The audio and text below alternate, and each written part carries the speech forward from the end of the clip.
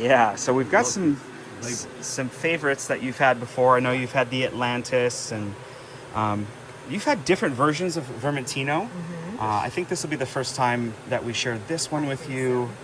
You've had Petit Arvine before. So it's nice to see these different versions from a few different producers. So from Aosta Valley, this is really in the very far northwest of Italy, almost into Switzerland, almost into France. And this actually uses the French spelling, Vallée d'Aosta, and Petit Arvine is the great variety.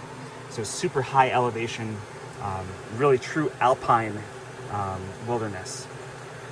Next is Soave, and this is from an area near Venice called Valpolicella.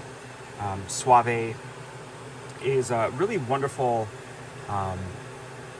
white wine that's a bit bigger than a Vermentino. It has a lot of yellow orchard fruits, peach, apricot, still a dry wine, but has a nice body to it.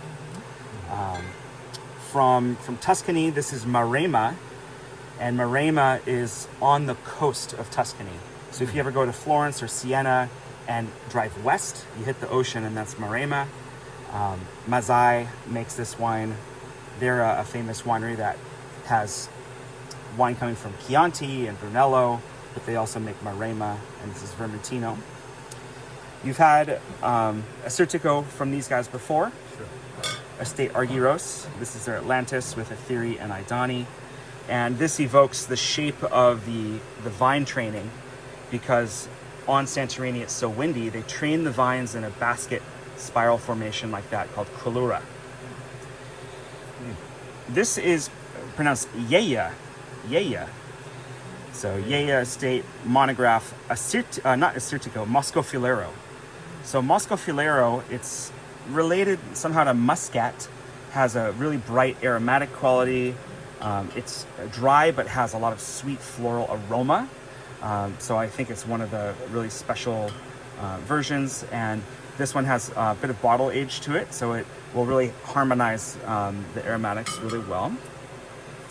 And then a few different expressions of Albarino from Spain, the Burgondes, which I believe you've had, yes.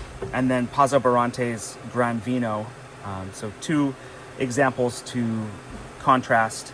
This comes from a small area called Val do Salnes, which you'll also see here, Val do Salnes. So it's like the neighborhood of Ria Spicius. Uh-huh. Here's a very pale rosé. We would call this in French a vin gris. You see how pale it is. It's almost a, not quite rose gold, but maybe platinum or brass color. And so very delicate rosé from Provence in southern France. Oh, thank you. You're welcome. I think you may have had this before. Is that something you added on just today? Sherry? The sherry. Yes. Yep. So this is a Fino style sherry. So it grows with a special yeast in the barrel. And it's made from a grape Pedro Jimenez, which is often used for dessert wines, but it's great as a Fino style. Mm-hmm. And then a selection of red wines here. Syrah from the Rhone region in France. Really savory, a lot of dark fruit, roasted herbs, rosemary. So that's a great dinner wine. This is called Chateau Thivan Côte Bruy. And this hill is the hill of Bruy. And there's vines actually 360 on all sides of the hill, which is very unique in the wine world to have vines facing all directions.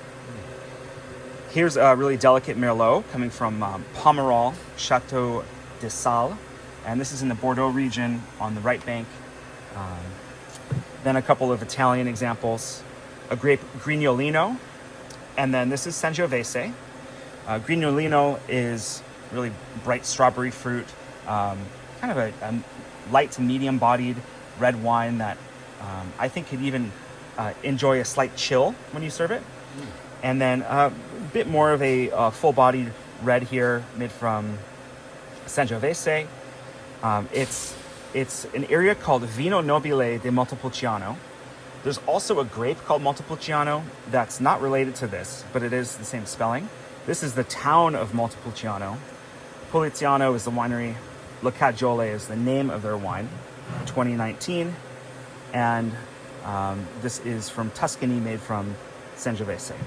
So we look forward to this. really terrific selection for you. Wow, what a great selection.